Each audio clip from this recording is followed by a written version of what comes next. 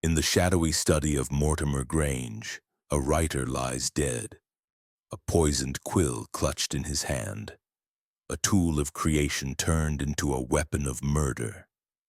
Hercule Poirot steps into a web of motives, a vengeful critic with a wounded pride, a desperate publisher facing ruin, and a devoted fan whose love borders on obsession. A broken nib, a green stain, a trail of lies. Who wielded the deadly quill? Unravel the mystery in the broken quill, where every clue points to betrayal, and only Poirot's little gray cells can reveal the truth. Chapter 1. The Scene of the Crime. The autumn rain pattered softly against the tall, mullioned windows of Mortimer Grange, a Georgian house nestled in a quiet lane on the outskirts of London. Inside, the air was thick with the musty scent of old leather bindings and the faint, acrid tang of ink. Hercule Poirot, immaculate in his pinstriped suit and polished patent leather shoes, stepped delicately into the study, his cane tapping lightly on the polished oak floor. His small, precise frame seemed almost out of place amid the heavy furniture and cluttered shelves, yet his presence commanded the room with an air of quiet authority. At the heart of the study stood a broad mahogany desk, its surface littered with papers, a silver inkstand, and a half-empty glass of amber brandy, its contents glinting faintly in the lamplight.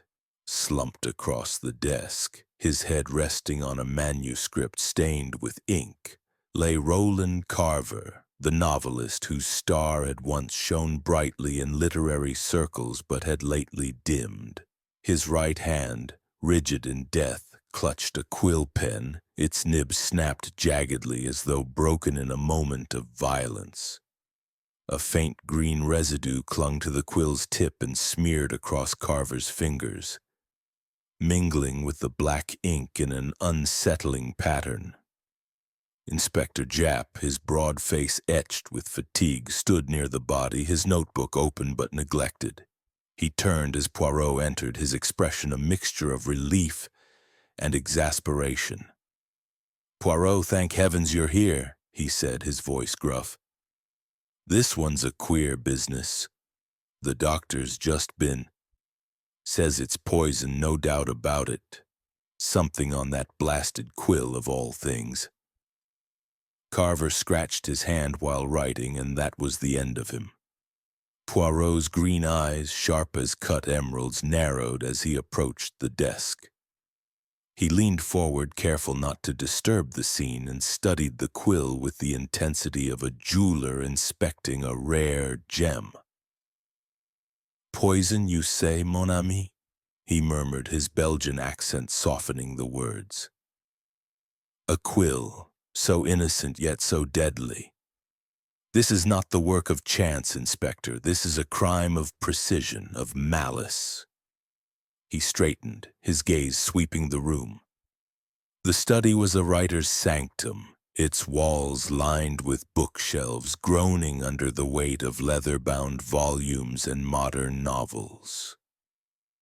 A fireplace, cold and unlit, occupied one wall, its mantel adorned with a single photograph of a younger Carver, smiling confidently beside a woman whose face was half obscured by shadow. A heavy velvet curtain framed the window, which stood slightly ajar, admitting a chill breeze that stirred the papers on the desk. Poirot noted the window's position, his mind already weaving possibilities. "Tell me, Japp," he said, turning to the inspector, "what do we know of Monsieur Carver's life? His friends, his enemies?" Japp rubbed his chin, frowning. "Well, he was a bit of a recluse lately. Used to be the toast of literary London, but his last few books didn't sell. Got into rows with his publisher, so I hear, and there was that critic who tore his work to shreds. Then there's a young woman, some sort of fan, who's been hanging about. We've sent for them all. They'll be here soon. Poirot nodded, his mustache twitching slightly as he processed the information. A critic, a publisher, a fan, he mused, each perhaps with a reason to wish harm to our unfortunate writer. But it is the method that intrigues me, Jap. A poisoned quill, it is theatrical, non? It speaks of someone who knew Carver's habits, his devotion to his craft. He bent again to examine the desk, his gloved fingers hovering over the scattered papers. Among them was an unfinished letter, its script elegant but smudged where Carver's hand had fallen. The words were mundane, a request for more ink from a stationer. But Poirot's eyes lingered on the signature, bold and flourished, as though Carver had taken pride in his final strokes. Nearby, a small brass paperweight shaped like a raven caught his attention. Its beak was slightly bent, as if it had been dropped. Curious, Poirot said softly, almost to himself. The raven, a symbol of mystery, of secrets. Perhaps it too has a tale to tell. Jap snorted, though his eyes betrayed a grudging respect. You and your fancies, Poirot. I'll stick to fingerprints and alibis. The doctor's waiting to take the body, but I've told him to hold off until you've had a look. Bien, Poirot replied, his tone brisk. We shall let the little gray cells do their work. But first I must see this quill more closely. He produced a small magnifying glass from his pocket and peered at the broken nib. The green residue was faint but unmistakable, its hue unnatural against the blackened steel. This is no ordinary ink, he said. It is deliberate, calculated. We must discover its source and the mind that placed it here. As the rain continued to fall outside, Poirot stepped back, his mind already mapping the intricate web of motives and opportunities that surrounded Roland Carver's death. The study, with its silent books and broken quill, held secrets yet to be uncovered, and Hercule Poirot was determined to bring them to light. Chapter 2. The Suspects Emerge. The drawing room of Mortimer Grange was a study in faded grandeur, its high ceilings adorned with intricate plasterwork now faintly yellowed by time, its heavy damask curtains drawn back to admit the weak gray light of the autumn afternoon. The rain had ceased, leaving the air damp and cool, and a fire crackled fitfully in the ornate marble fireplace, casting fleeting shadows across the faces of the three individuals seated before Hercule Poirot and Inspector Japp. The room, with its plush armchairs and a rosewood table bearing a silver tea service, seemed an ill-fitting stage for the grim drama unfolding. Yet it was here that Poirot began his meticulous unraveling of Roland Carver's murder. Poirot stood near the fireplace, his small, neat figure immaculate in a tailored suit, his patent leather shoes gleaming despite the muddy lane outside. His hands were clasped behind his back, his head tilted slightly as he regarded the trio with eyes that missed nothing. Inspector Japp, less composed, paced near the window, his notebook clutched tightly as though it might anchor him in the face of Poirot's disconcerting calm. Mesdames et messieurs, Poirot began, his voice soft yet commanding with the precise cadence of his Belgian accent. We are gathered here because a man is dead. Roland Carver, a writer of no small talent, was found this morning in his study, poisoned by a quill, his own instrument of creation turned against him. This is no mere tragedy, it is a crime, deliberate and cruel.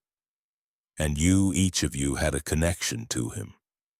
It is my task, with the assistance of my good friend Inspector Japp, to discover which of you had the motive and the opportunity to commit this act. The first suspect, Evelyn Marsh, sat rigidly in a high-backed chair, her posture as unyielding as her reputation. She was a woman of perhaps 40, her angular face framed by a severe bob of iron-gray hair. Her dark eyes, sharp and unblinking, met Poirot's gaze with a defiance that bordered on contempt. As a literary critic for the London Review, her scathing dissection of Carver's latest novel, The Shattered Mirror, had been the talk of literary circles, branding his work as a turgid exercise in self-indulgence. Her lips, thin and unpainted, curled slightly as Poirot addressed her. "Miss Marsh," Poirot said, his tone polite but probing, "you did not care for Monsieur Carver's work, I understand. Your review was, shall we say, très sévère. One might wonder if such criticism was merely professional or deeply personal." Evelyn Marsh's fingers tightened around the handle of her teacup, though she did not drink. "My reviews are always professional, Monsieur Poirot," she replied, her voice clipped and cold. "Carver's work was amateurish, bloated with pretension.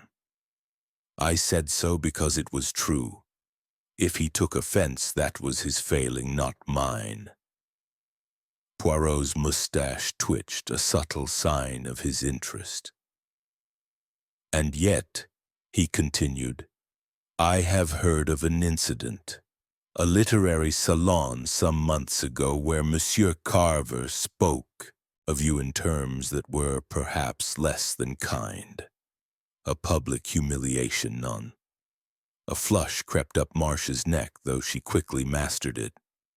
"He was drunk," she said dismissively. "He called me a hack, a critic with no soul. It was childish, and I paid it no mind." But her eyes darted briefly to the side, and Poirot noted the faint tremor in her hand as she set the teacup down.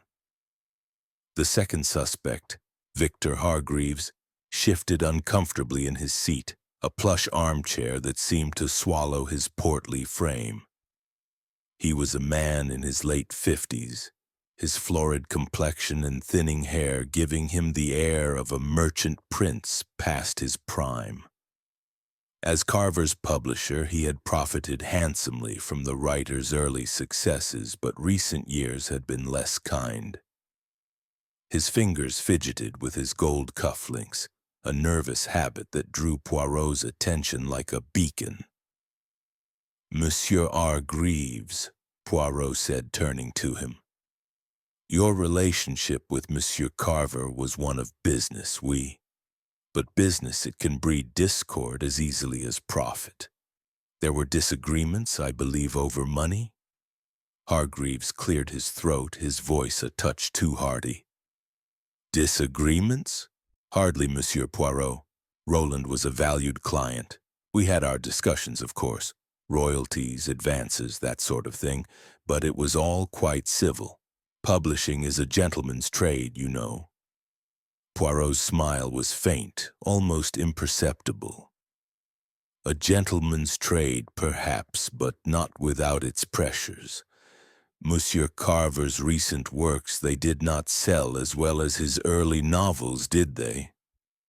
Such a situation, it might strain even the most gentlemanly of relationships." Hargreaves mopped his brow with a handkerchief, his cufflinks glinting as he moved.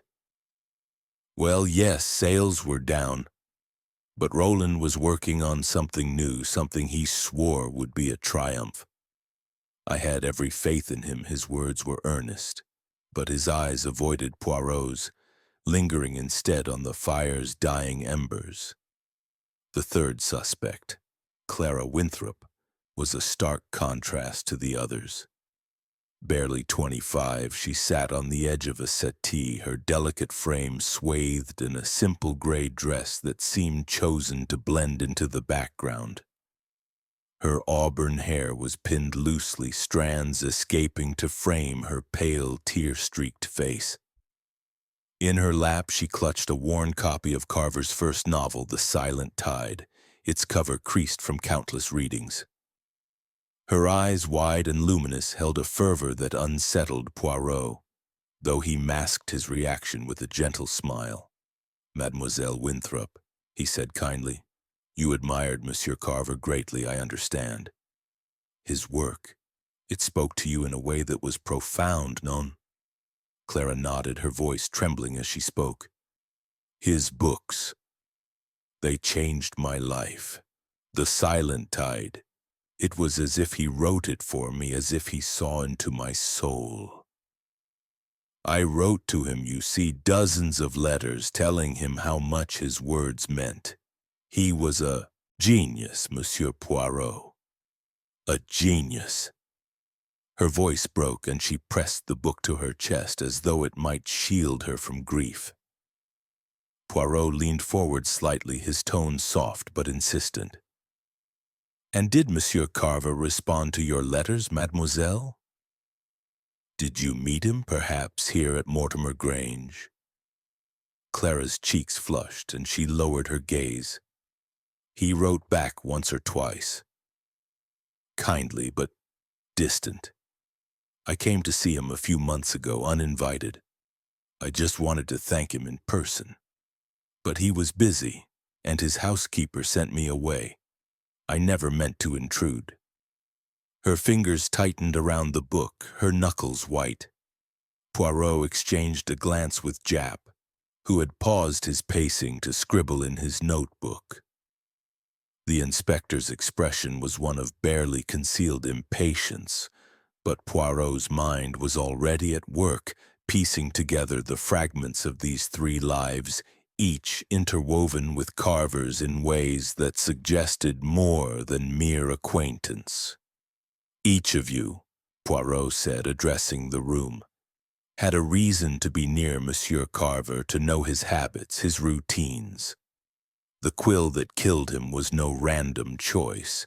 It was his own, used daily, a tool as familiar to him as his own hand. Whoever poisoned it knew this and knew how to make the act appear an accident. But Hercule Poirot, he does not believe in accidents." He paused, letting the weight of his words settle over the room. Evelyn Marsh's lips tightened, her gaze fixed on the floor. Hargreaves coughed nervously, his handkerchief now damp with perspiration. Clara Winthrop's eyes filled with fresh tears, though whether from grief or fear Poirot could not yet say. Jap stepped forward, his voice brisk. "Right then. We'll need statements from all of you, where you were last night, who you saw, what you did. And don't leave out a thing, mind you. This is a murder investigation." As Jap began to organize the interviews, Poirot moved to the sideboard where the tea service sat untouched. His eyes fell on a small detail, a teaspoon, its handle. Poirot tilted his head, his mustache twitching slightly as he considered her words. "An uninvited visit, mademoiselle, that is bold for one so young, and yet your devotion, it is clear. But devotion, it can sometimes become, the liquid inside was translucent with a viscosity that suggested more than mere perfume. He did not open it, but noted the absence of a label, the simplicity of the bottle. Obsessive adoration. Each was a motive, each a piece of the puzzle. The green residue on the quill, the broken nib, the open window in the study. These were the physical clues, but it was the human heart, with its passions and grievances, that would lead him to the truth.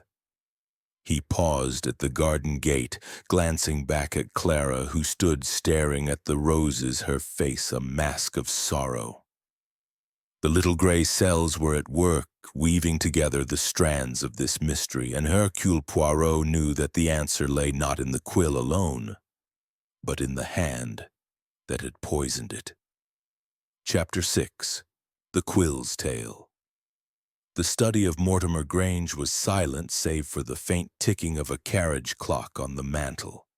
its measured rhythm a stark contrast to the chaos of the crime it now witnessed. Hercule Poirot stood once more at the heart of the room, his small, precise figure framed by the heavy mahogany desk where Roland Carver had met his end.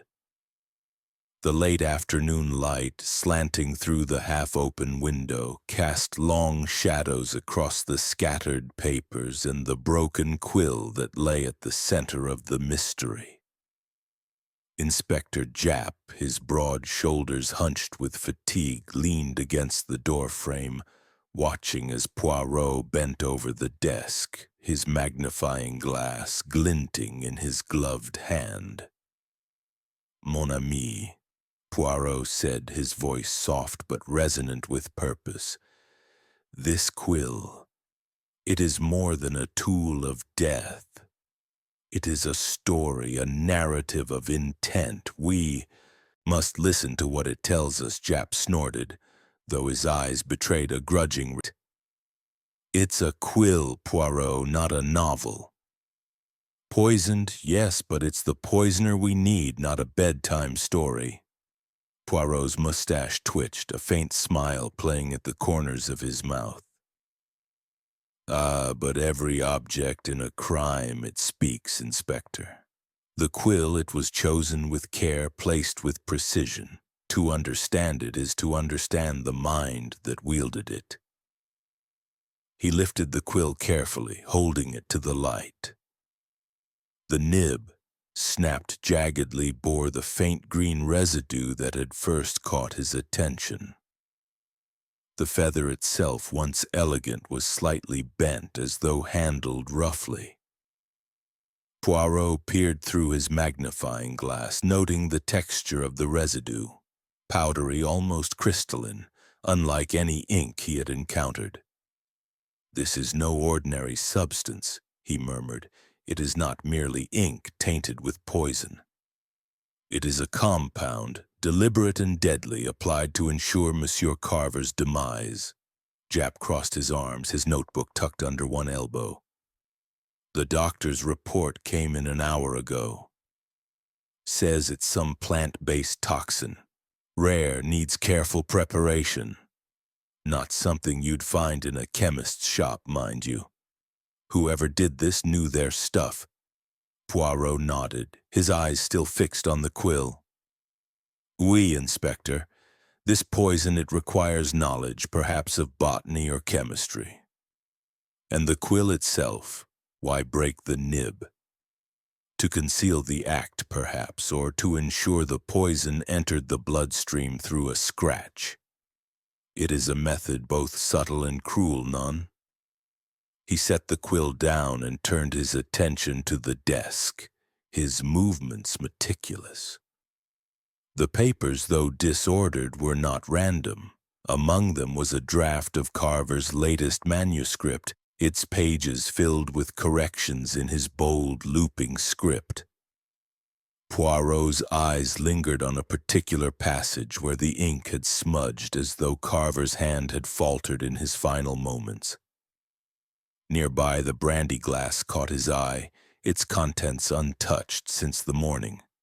He leaned closer, sniffing delicately. A faint, bitter undertone lingered beneath the liquor's aroma. Not enough to confirm poison, but enough to warrant suspicion. "Inspector," Poirot said, gesturing to the glass, "this brandy, it must be tested." The quill was the weapon, but we must not assume it was the only one. Japp scribbled a note, his expression skeptical. "You think someone tried to poison his drink as well? Seems a bit overkill, don't you think?" Poirot's smile was enigmatic. "In murder, mon ami, there is no such thing as overkill. There is only intent, and intent leaves traces." He moved to the window, which remained slightly ajar, its latch loose but undamaged. The sill was clean save for a faint scuff mark, barely visible as though something had brushed against it. Poirot's fingers traced the mark, his mind racing. "This window," he said, suggests an outsider, yet the quill suggests intimacy. Someone who knew Monsieur Carver's habits, who knew he would use this quill this very night. Japp frowned, stepping closer. You're saying it's not a break-in?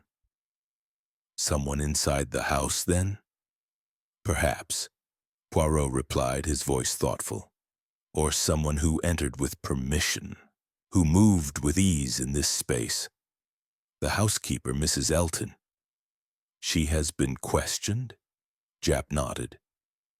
Says she was in her room at the back of the house, heard nothing. Found Carver this morning when she brought his tea. Swears the house was locked tight, but she admits the window was open when she came in. Poirot's eyes narrowed. Locked, yet the window is open. Most interesting. And Mrs. Elton, she speaks of visitors? Of anyone who came to see Monsieur Carver recently? She mentioned that girl, Clara Winthrop, turning up uninvited a few months back. And Hargreaves, the publisher, was here last week going over contracts. As for that critic, Marsh, she says she never saw her, but Carver got letters from her. Sharp ones by the sound of it. Poirot filed this away, his gaze returning to the quill. He recalled the green stains he had observed on Evelyn Marsh's gloves, in Victor Hargreaves' ink bottle, in Clara Winthrop's vial. Each was a thread, but only one led to the truth. To confirm his suspicions, he needed more than observation. He needed expertise. Inspector, he said, turning to Japp, I must consult a chemist, one who knows of rare poisons. This residue, it is the key. If we can identify its source, we will be closer to the hand that applied it. Japp sighed, but he nodded. I know a fellow at the Home Office, Doctor. Pennington. Bit of a crank, but he's a wizard with poisons. I'll have him look at the quill and that brandy glass, too. Bien, Poirot said, his tone brisk. And while we wait, I shall speak with Mrs. Elton. The housekeeper, she sees much that others do not. Perhaps she holds a piece of this puzzle. As Japp left to make arrangements, Poirot lingered in the study, his eyes sweeping the room once more. The photograph on the mantel, the woman in the shadows, caught his attention again. He stepped closer, studying the blurred figure beside Carver. The woman's features were indistinct, but her posture suggested familiarity, perhaps affection. Was she a wife, a lover, a forgotten muse? Poirot made a mental note to inquire further, for every detail, no matter how small, was a step toward the truth. He returned to the desk, his fingers hovering over the manuscript. A single word scrawled in the margin in Carver's hand stood out. Betrayal. Was it a note on the text or a reflection of his state of mind? Poirot's little gray cells were alight, piecing together the fragments of this intricate crime. As he left the study, the carriage clock struck 5. Its chime a reminder that time was both ally and adversary. The Quill's tale was one of precision and malice, and Hercule Poirot was determined to read it to its end. Chapter 7. A Web of Lies. The air in the interrogation room at Scotland Yard was stale, heavy with the scent of damp wool and old tobacco. Hercule Poirot sat at one end of a scarred oak table, his small, immaculate figure a stark contrast to the room's utilitarian grimness. His gloved hands rested lightly on his cane, his green eyes scanning the 3 suspects seated before him. Evelyn Marsh, Victor Hargreaves, and Clara Winthrop. Inspector Japp stood near the door, his broad frame blocking the only exit, his notebook open but untouched as he watched Poirot work. The suspects, summoned for a second round of questioning, sat in uneasy silence, their faces betraying varying degrees of apprehension. The room's single window, high and barred, admitted a sliver of gray light casting harsh shadows across the table. Poirot's voice, when he spoke, was calm but carried an edge of steel, his Belgian accent lending a measured cadence to his words. "Mesdames et messieurs," he began, "we are here because a man is dead, killed by a poison so subtle it was delivered through the nib of his own quill. This is no random act, but a crime of calculation, of intimacy.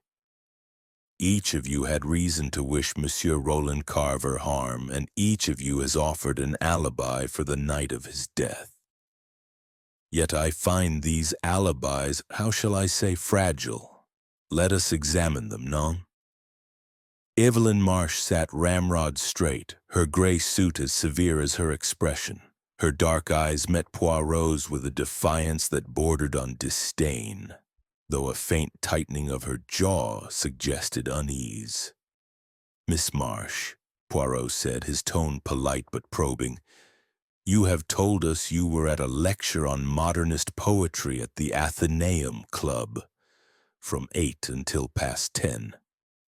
Yet when Inspector Japp's men inquired, no one could recall seeing you there, a critic of your stature unnoticed. It is curious, is it not?" Marsh's lips thinned, but her voice remained steady. "It was a small event, Monsieur Poirot, and I am not one for idle chatter. I arrived late, sat at the back, and left promptly. I cannot help it if others fail to notice me." Poirot's mustache twitched, his eyes narrowing slightly. "And yet, madam, the lecture's organizer, a Mr. Pendleton, recalled a woman matching your description leaving before 9. He noted it because you seemed agitated. Can you explain this?" Marsh's fingers clenched briefly, then relaxed. "I was unwell," she said curtly. "A headache. I stepped out for air and returned home." "There is no crime in that." Poirot inclined his head, his expression unreadable. "Non, no crime. But a gap in time, it raises questions. And the green stain on your gloves, madame. Paint, you said, from redecorating. Yet my inquiries suggest no such work has taken place in your flat. The little gray cells, they wonder what else might explain such a stain." Marsh's face paled, but she held his gaze. "I owe you no explanation for my housekeeping, Monsieur Poirot. I am not on trial." "Not yet," Japp muttered under his breath, earning a sharp glance from Poirot, who moved on to the next suspect. Victor Hargreaves sat slumped in his chair, his florid complexion mottled with perspiration. His gold cufflinks gleamed as he fidgeted, his handkerchief now a crumpled wad in his hand. "Monsieur Hargreaves," Poirot said, his voice softening but no less incisive, "you claim you were dining alone at home last night, a solitary meal with only your housekeeper to vouch for you. Yet, when questioned, she could not recall what you ate, nor could she confirm the exact hour of your return. For a man whose business hangs by a thread, such vagueness is unfortunate." Hargreaves mopped his brow, his voice strained. "I told you, Monsieur Poirot, it was a quiet evening. I was tired, went home early, had a bit of cold mutton and a glass of claret. Mrs. Doyle, she's getting on. Her memory's not what it was. But I was there, I swear it." Poirot leaned forward, his eyes piercing. "And this bottle of green ink in your office, monsieur, the one you called a sample for special editions. My chemist friend, Dr. Pennington, informs me it is not ink at all, but a solution containing traces of a rare plant extract, similar to that found on the quill. A curious choice for a publisher, none? Hargreaves' hand froze, his eyes darting to Japp, then back to Poirot. I don't know anything about that, he stammered. It was sent to me, a gift from a supplier. I never opened it, I swear. Someone's trying to frame me, that's what this is. Poirot's smile was faint, almost pitying. A frame, you say? Yet the letter on your desk in Monsieur Carver's hand spoke of intolerable terms and a desire to leave your firm. To lose him, it would ruin you, would it not? Hargreaves' face reddened and he leaned forward, his voice rising. I didn't kill him. Yes, we argued. He wanted more money, always more money, but I needed him alive, not dead. You've got to believe me. Poirot raised a hand, silencing him. Belief, monsieur, comes from evidence. And the evidence, it is not kind to you. He turned to the final suspect. Clara Winthrop, Chapter 8. The Little Grey Cells. The evening had settled over London with a quiet chill. The street lamps casting pools of amber light on the wet cobblestones outside Hercule Poirot's flat in Whitehaven Mansions. Inside, the room was a haven of order and elegance, its polished surfaces reflecting the soft glow of a single lamp. Poirot sat in his favorite armchair, a cup of fragrant tisane steaming on the table beside him, its delicate aroma of chamomile and mint a soothing counterpoint to the complexity of the case at hand. His eyes were closed, his hands folded neatly in his lap, and his mustache, perfectly symmetrical, seemed almost to quiver with the activity of his mind. The little grey cells, as Poirot so often called them, were at work, sifting through the tangle of clues and contradictions that surrounded Roland Carver's death. The poisoned quill, the green residue, the open window, the fragile alibis, each was a piece of a puzzle that demanded precision to solve. Poirot's method was not one of haste or force, but of patience, of allowing the facts to align themselves like stars in a constellation, revealing the truth in their pattern. He opened his eyes, his gaze falling on the small notebook he had placed on the table, its pages filled with his meticulous script. He reached for it, flipping to the section where he had recorded his observations of the suspects.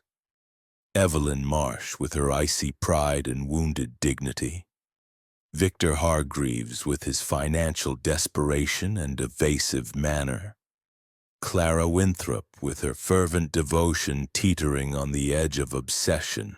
Each had a motive, each a connection to the deadly quill. But it was the method of the crime that intrigued Poirot most, for it spoke of a mind both cunning and intimate with Carver's habits. The quill, he murmured to himself, his voice barely audible in the quiet room. It is the heart of this mystery.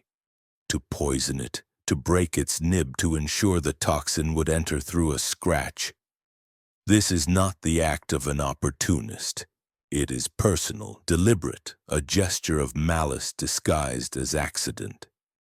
He sipped his tisane, letting the warmth steady his thoughts. The green residue, identified by Dr. Pennington as a rare plant-based toxin derived from the foxglove, was a clue of singular importance. Foxglove, or digitalis, was not easily obtained in its concentrated form. It required knowledge, perhaps access to a chemist or a botanical expert. Poirot recalled the toxicology book on Evelyn Marsh's shelf, its spine creased from use. A critic with a scientific bent was unusual but not impossible. Her sharp mind could well have mastered such a discipline. Yet the green ink bottle in Hargreaves' office, mislabeled as a publishing novelty, suggested another possibility. A man desperate to conceal his knowledge of the substance. and Clara's vial, though likely mere perfume, could not be dismissed outright, for her obsession might have driven her to desperate acts. Poirot set down his cup, his fingers tapping lightly on the armrest. The alibis, too, were a web of half-truths. Marsh's claim of attending a lecture was undermined by her early departure, unnoticed by her peers. Hargreaves' solitary dinner lacked corroboration, his housekeeper's memory conveniently vague. Clara's assertion of reading alone in her flat was plausible but unverifiable, and her neighbor's testimony that she had heard movement but could not confirm the hour left a troubling gap. Each suspect's story was a thread, frayed at the edges, and Poirot's task was to find the one that led to the truth. He rose, pacing the room with measured steps, his cane clicking softly on the polished floor. The photograph in Carver's study, the woman in the shadows, nagged at his mind. Mrs. Elton, the housekeeper, had been vague when questioned, claiming it was an old picture of Carver's sister, long deceased. Yet the pose, the intimacy of the composition suggested otherwise. Was it a lover, a confidant, someone whose absence had shaped Carver's final days? Poirot made a mental note to press Mrs. Elton further, for the housekeeper's reticence hinted at secrets yet to be uncovered. His thoughts returned to the quill itself. The broken nib was a deliberate act, he was certain, not an accident of use, but a calculated move to ensure the poison's delivery. The scratch on Carver's hand, noted in the doctor's report, was shallow but sufficient, the toxin entering his bloodstream swiftly. Whoever had tampered with the quill knew Carver's habit of adjusting the nib, of scratching lightly at his skin when deep in thought, a detail only someone close to him would observe. Poirot paused at the window, gazing out at the darkened street. The critic's grudge, the publisher's desperation, the fan's adoration, each was a motive, but only one fit the precision of the crime. Evelyn Marsh's bitterness seemed the strongest thread, her knowledge of chemistry a damning clue. The receipt in her wastebasket from a chemist known for rare compounds was no coincidence. Yet Hargreaves' financial ruin was a powerful incentive, and the ink bottle in his office could not be ignored. Clara's devotion, while intense, seemed less likely to manifest in such a calculated act, though her vial warranted further scrutiny. He returned to his chair, picking up the notebook and adding a single word: motive. Beside it, he wrote 3 names, underlining Marsh's with a flourish. The mind, he said softly. It seeks order, but the heart, it seeks vengeance. The quill was broken, but the truth, it will remain intact. A knock at the door interrupted his reverie. It was Jap, his face flushed from the cold, a report in hand. Poirot, he said, stepping inside. Pennington's finished with the quill. Confirms it's digitalis mixed with a binding agent to adhere to the enib. Took some skill, he says, and that brandy glass, clean, no trace of poison. Looks like the quill was the only weapon. Poirot nodded, his expression thoughtful. Merci, mon ami, this confirms much. The brandy, it was a distraction perhaps, but the quill, c'est la clé. We must now find the hand that prepared it. Jap sank into a chair, rubbing his hands together. You've got a hunch, haven't you? I can see it in that twinkle of yours. Care to share? Poirot's smile was enigmatic. A hunch, Inspector? Non. It is the little gray cells. They work in silence, but they do not fail. Tomorrow we will gather our suspects once more, and the truth it will begin to emerge. As Japp left, grumbling good-naturedly, Poirot sipped the last of his tisane, his mind alight with possibilities. The case of the broken quill was a tapestry of human passions, and Hercule Poirot was determined to unravel its final threads. Chapter 9. The Confrontation. The study of Mortimer Grange, where Roland Carver had met his untimely end, was once again the stage for a gathering of suspects. The room, bathed in the muted light of a late September morning, seemed to hold its breath, the air thick with the weight of impending revelation. Hercule Poirot stood near the mahogany desk, his small, immaculate figure commanding the space with an air of quiet authority.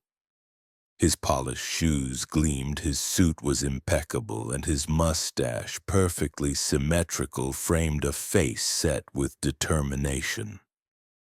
Inspector Japp stood by the door, his broad frame a silent sentinel, his eyes darting between the three suspects seated before them: Evelyn Marsh, Victor Hargreaves, and Clara Winthrop. The desk, still bearing the traces of Carver's final moments, the scattered papers, the brandy glass, the broken quill, served as a grim centerpiece. Poirot's gaze swept over the suspects, each of whom sat in a state of uneasy anticipation. Evelyn Marsh, her angular face pale but composed, sat with her hands folded tightly, her gray suit as severe as her expression. Victor Hargreaves, his portly frame slouched in a chair, mopped his brow with a handkerchief, his gold cufflinks catching the light. Clara Winthrop, clutching her worn copy of The Silent Tide, looked fragile, her auburn hair framing a face etched with sorrow and fear. "Mesdames et messieurs," Poirot began, his voice clear and measured, his Belgian accent lending a rhythmic cadence. "We are gathered here to unravel the truth of Roland Carver's death. He was a man of words, yet it was his own quill, poisoned with a deadly extract of digitalis that silenced him.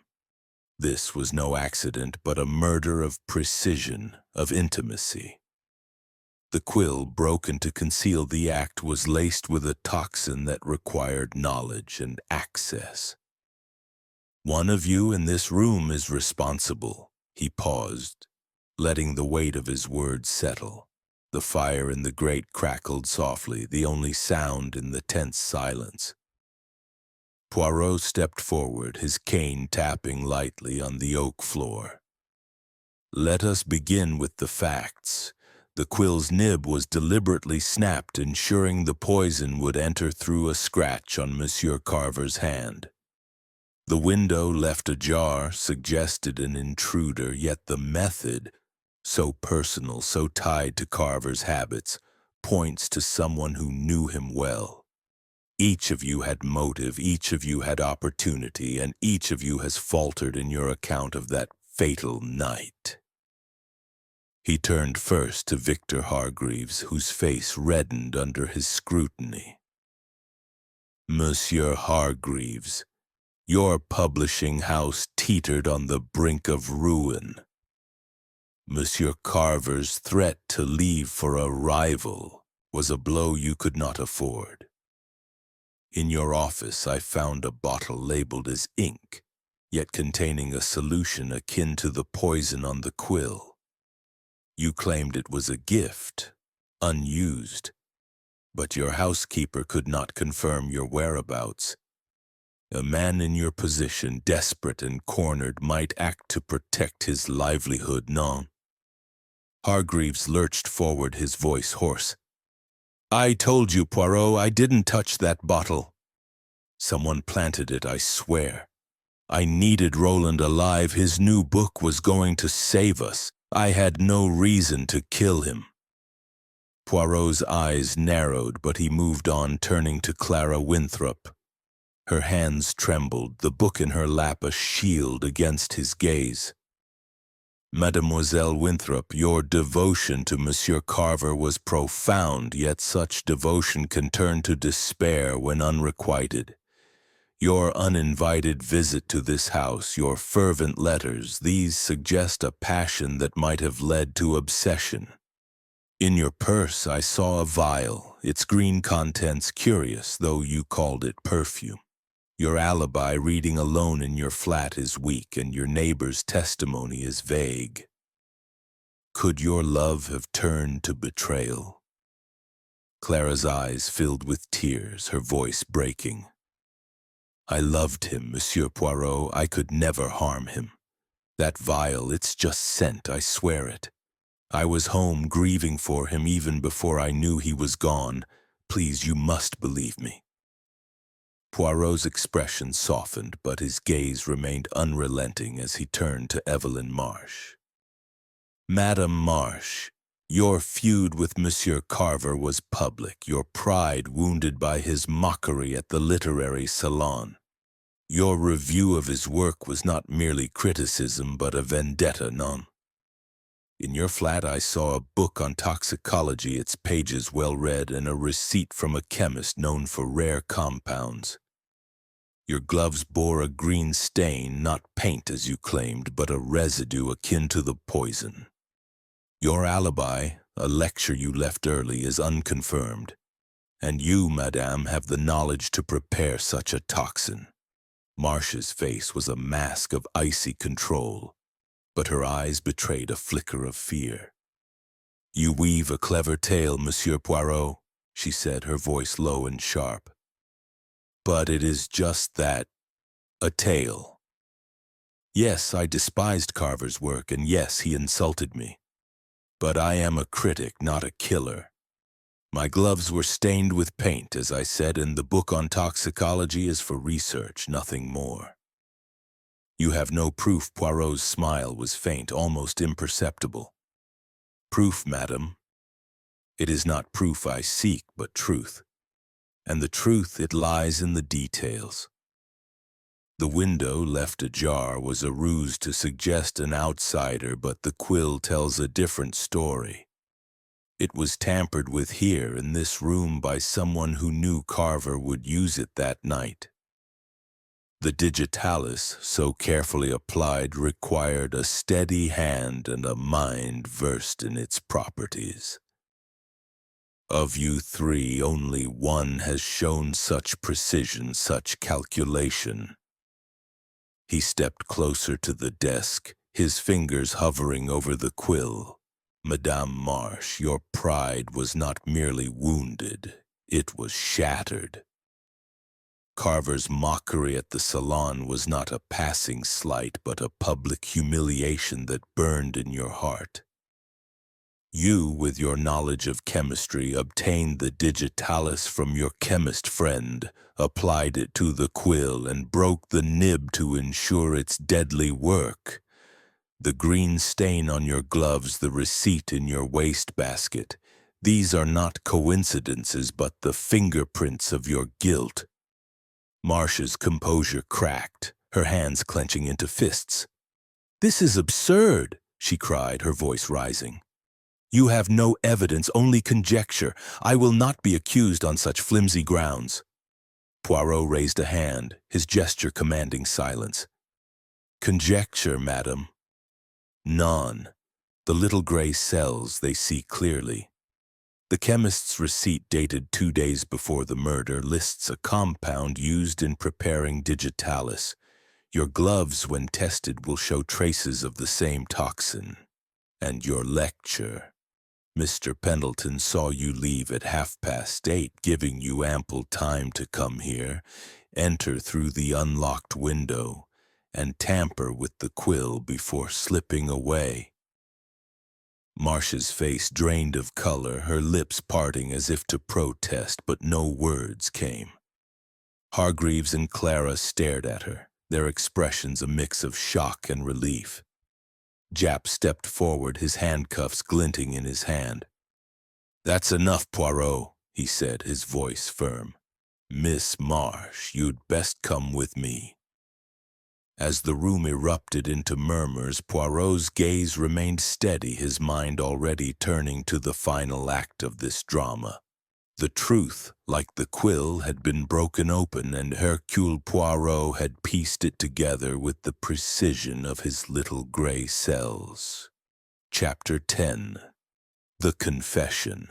The atmosphere in the study of Mortimer Grange was charged, as though the very walls held their breath after Hercule Poirot's damning accusations. The fire in the grate had dwindled to glowing embers, casting a faint flickering light across the faces of the assembled. Evelyn Marsh sat rigid, her angular features drained of color, her dark eyes fixed on Poirot with a mixture of defiance and dread. Victor Hargreaves, his portly frame slumped in relief, mopped his brow, while Clara Winthrop clutched her worn copy of The Silent Tide, her tear-streaked face a mask of disbelief. Inspector Japp, standing by the door, held his handcuffs ready, his expression one of grim satisfaction as he awaited the final unraveling of the case. Poirot stood poised near the mahogany desk, his small, immaculate figure radiating authority.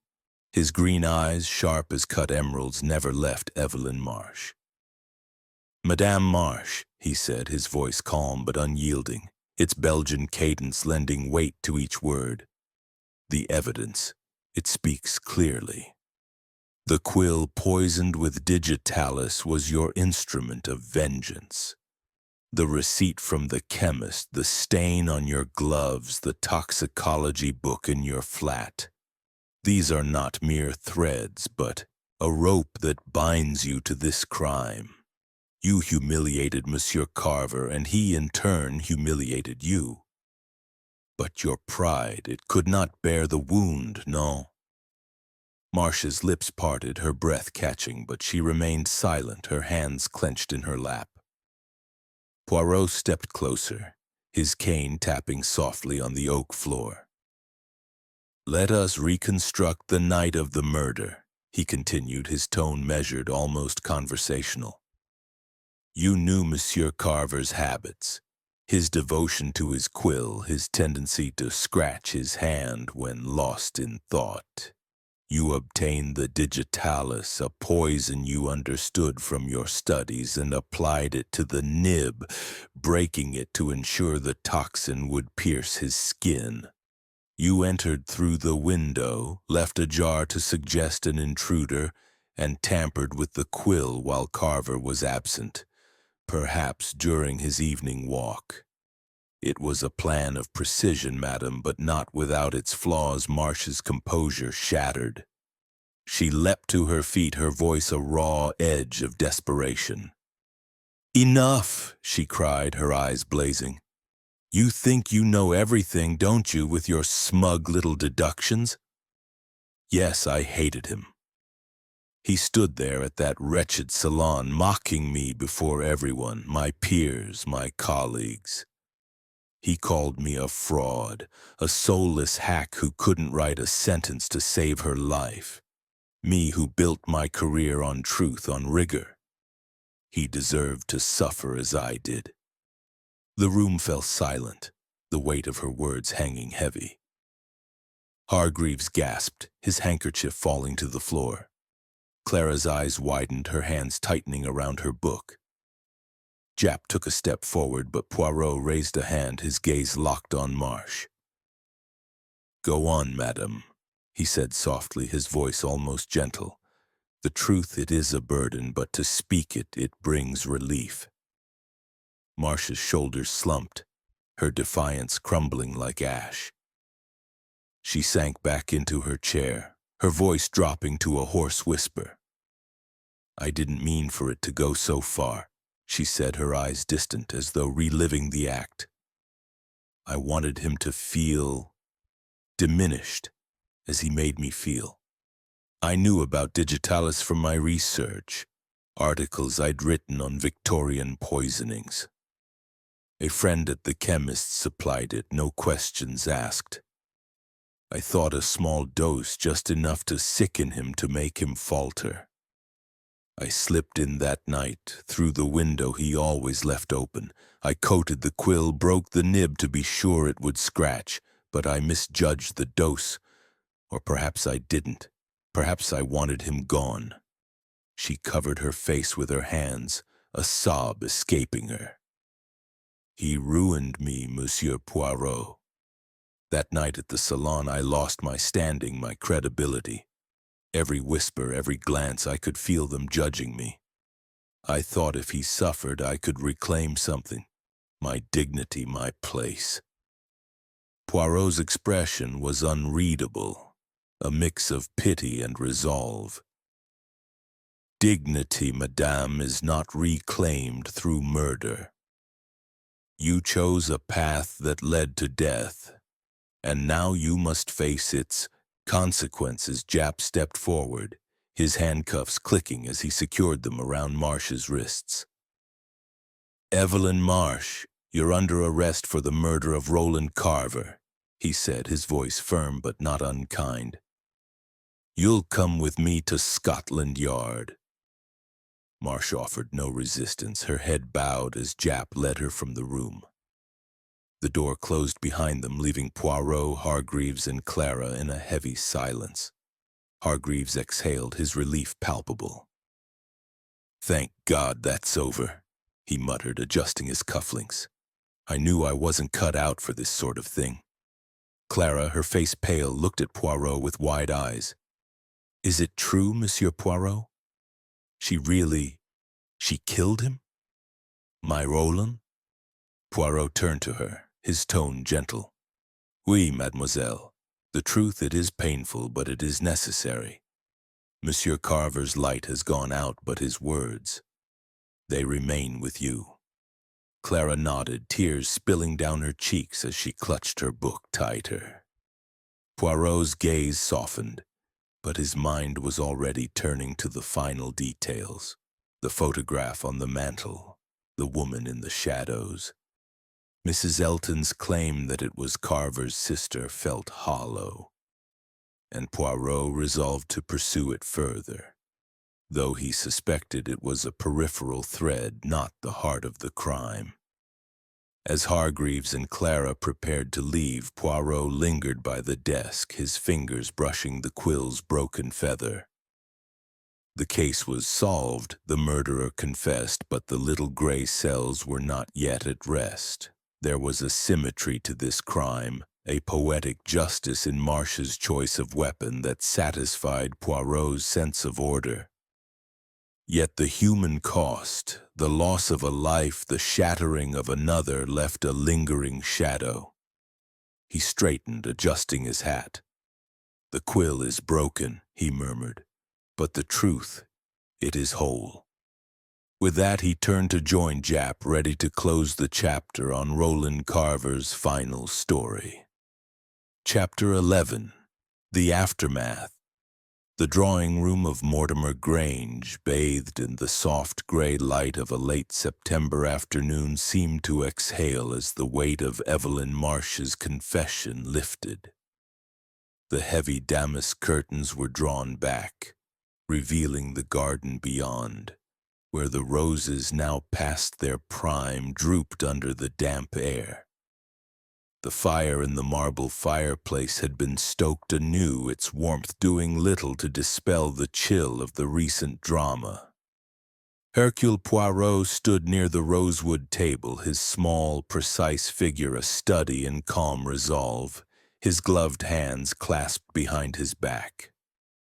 Inspector Japp had departed with Evelyn Marsh in custody, leaving Poirot with Victor Hargreaves and Clara Winthrop, who sat in stunned silence, each grappling with the revelation that had upended their world. Victor Hargreaves, his portly frame no longer slouched in fear, leaned back in his armchair, his gold cufflinks glinting as he adjusted his tie. His florid face, though still flushed, bore the relief of a man who had narrowly escaped ruin. Well, Monsieur Poirot, he said, his voice carrying a forced heartiness, you've done it again. caught the culprit red-handed, or rather green-stained. I'll admit I was sweating bullets there for a moment. Poirot's green eyes, sharp and unyielding, met Hargreaves' gaze. "Monsieur Hargreaves," he said, his Belgian accent lending a measured cadence. "The truth, it is a light that spares no one, but it also liberates. Your firm, it will survive, non?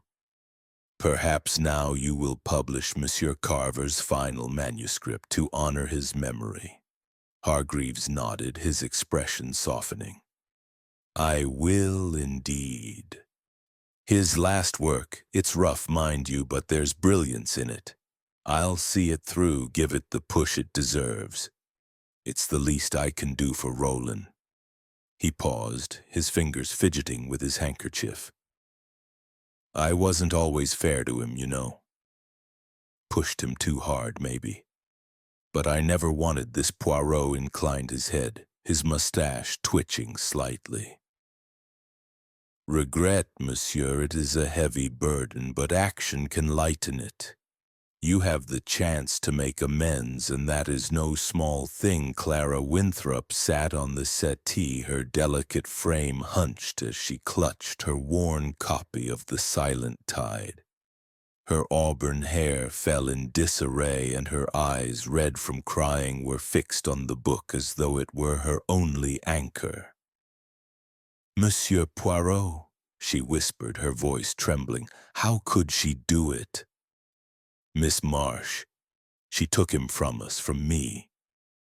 His words, they were my world. What do I do now?" Poirot stepped closer, his tone gentle but firm. "Mademoiselle Winthrop, the loss of Monsieur Carver, it is profound, but his words, they live on in you. You have his stories, his vision. Perhaps you might honor him by sharing that love with others, through a reading group, a tribute to his work. The light of his genius, it is not extinguished." Clara's lips quivered, but she nodded, a spark of resolve flickering in her eyes. "I've always wanted to start a book club, to talk about his novels with others who understand. Maybe I could do that for him." She paused, her fingers tracing the cover of the book. "But it hurts so much knowing he's gone because of her." Poirot's expression softened, though his mind remained sharp, turning over the final loose ends of the case. "Pain, mademoiselle, it is part of life, but so is healing. You are young, and your heart, it will find its way." As Hargreaves and Clara rose to leave, Poirot's gaze drifted to the mantel, where the photograph of Roland Carver and the shadowed woman still stood. Mrs. Elton, the housekeeper, had claimed it was Carver's sister, but Poirot's instincts told him otherwise. He approached the photograph, studying it closely. The woman's features were blurred, but her posture, leaning slightly toward Carver, her hand resting on his arm, suggested an intimacy beyond familial ties. He made a mental note to question Mrs. Elton further, though he suspected the woman's identity was a secondary thread, not central to the murder. Hargreaves lingered at the door, turning back to Poirot. "You're a marvel, Monsieur Poirot. I don't know how you do it, but I'm grateful. If there's ever anything I can do, publish a book about your cases maybe. Just say the word." Poirot's smile was faint, almost amused. "Merci, Monsieur Hargreaves, but my cases, they are not for publication. They are for justice, and that is reward enough." Clara, still clutching her book, offered Poirot a shy nod. "Thank you, Monsieur Poirot. I'll try to keep his memory alive, like you said." As the two departed, Poirot remained in the drawing room, his eyes sweeping the space one last time. The case of the broken quill had been solved, the murderer apprehended, but the human toll lingered. The pride that drove Marsh to kill, the desperation that shadowed Hargreaves, the devotion that consumed Clara. Each was a reminder of the fragility of the human heart, a theme as potent as any in Carver's novels. He adjusted his hat, preparing to leave, when Mrs. Elton appeared at the door, her apron neatly pressed, her face etched with quiet sorrow. "Monsieur Poirot," she said, her voice low, "will you be needing anything else?" The house feels so empty now. Poirot studied her for a moment, his mind still turning over the photograph. "Madame Elton," he said, "the photograph on the mantel. You said it was Monsieur Carver's sister. Yet I wonder, was there another woman in his life, one who might have meant more to him?" Mrs. Elton's eyes flickered, a brief hesitation that Poirot noted. "His sister, yes," she said, her tone careful. "She passed years ago. There was no one else, not that I knew of." Mr. Carver kept to himself mostly. Poirot nodded, though his instincts told him she was holding something back. "Merci, madame. If you remember anything else, you will inform Inspector Japp, oui?" She agreed, and Poirot took his leave, stepping out into the damp air of the garden. The case was closed, but the little gray cells were not entirely at rest. The photograph, the woman in the shadows, it was a detail unresolved, a minor note in the symphony of the crime. Yet for now, justice had been served, and that was enough. Chapter 12. Poirot reflects the soft glow of the lamp in Hercule Poirot's flat at Whitehaven Mansions cast a warm halo over the room, its polished surfaces reflecting a sense of order that contrasted sharply with the turbulent emotions of the case just concluded. Poirot stood before the mirror in his dressing room, his small, meticulous figure framed by the gilt-edged glass. He adjusted his mustache with a delicate touch, ensuring each hair was perfectly aligned. A ritual that grounded him after the chaos of human passions. The air was scented with the faint aroma of his evening tisane, now cooling on a side table, its chamomile and mint a soothing counterpoint to the day's intensity. Outside, the London night was quiet, the streets slick with the remnants of autumn rain, their cobblestones gleaming under the street lamps. Poirot's mind, however, was far from still. The case of the broken quill had been solved. The murderer, Evelyn Marsh, confessed and in custody, yet the little gray cells continued to hum, sifting through the intricacies of the crime and its human cost.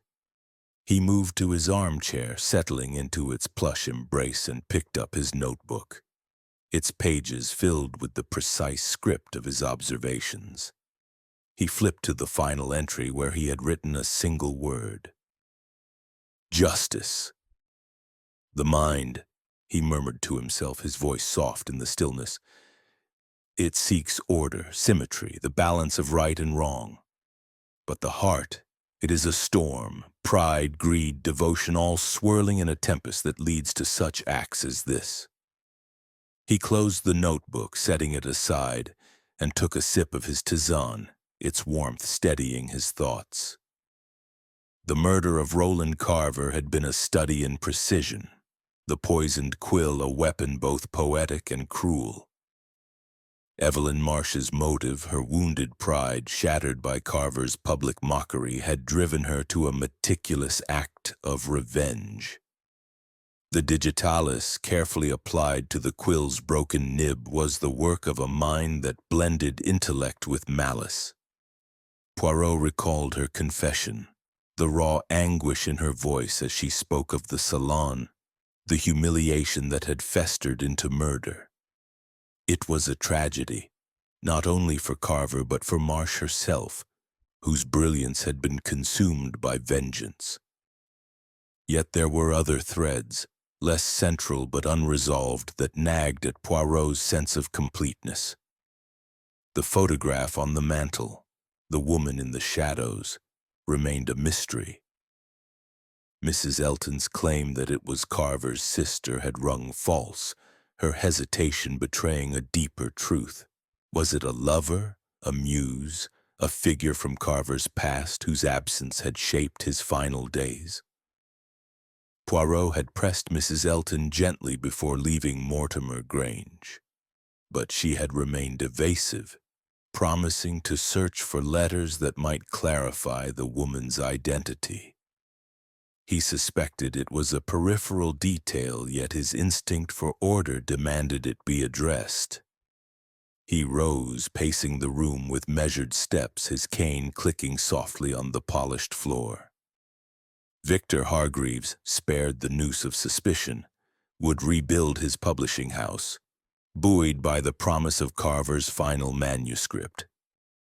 Clara Winthrop, her devotion now tempered by grief, would find solace in sharing Carver's work with others, her book club a fitting tribute. Both had been touched by the crime, their lives altered by the ripple of Marcia's act. Poirot's role, as always, was to restore balance, to bring light to the darkness of human motives. He paused at the window, gazing out at the darkened city. The case had been a reminder of the fragility of pride, the danger of obsession, the weight of betrayal. Carver's quill, broken and poisoned, was a symbol of his own downfall, but also of the truth that Poirot had uncovered. "The quill was broken," he said softly, "but the truth, it remains intact." A faint smile crossed his lips as he thought of Inspector Japp, no doubt grumbling over paperwork at Scotland Yard, satisfied yet baffled by Poirot's methods. The little gray cells had triumphed once more, weaving together the clues, the green stains, the flimsy alibis, the subtle lies, into a tapestry of justice. Yet Poirot knew that each case, however neatly resolved, left its mark, a reminder of the human heart's capacity for both creation and destruction. He returned to his chair, picking up his tisane and taking a final sip. The cup was nearly empty, much like the case itself, its contents spent but its purpose fulfilled. Poirot set it down with care, his eyes drifting to the mirror across the room. His reflection stared back, a man of order in a world of chaos, ready for the next mystery that awaited. As he prepared for bed, Poirot's thoughts turned to the future. The photograph, the woman in the shadows. He would follow that thread, if only to satisfy his curiosity. But for now, the case of the broken quill was closed, and Hercule Poirot, with his little gray cells ever vigilant, allowed himself a moment of rest before the next challenge emerged from the shadows of London's heart.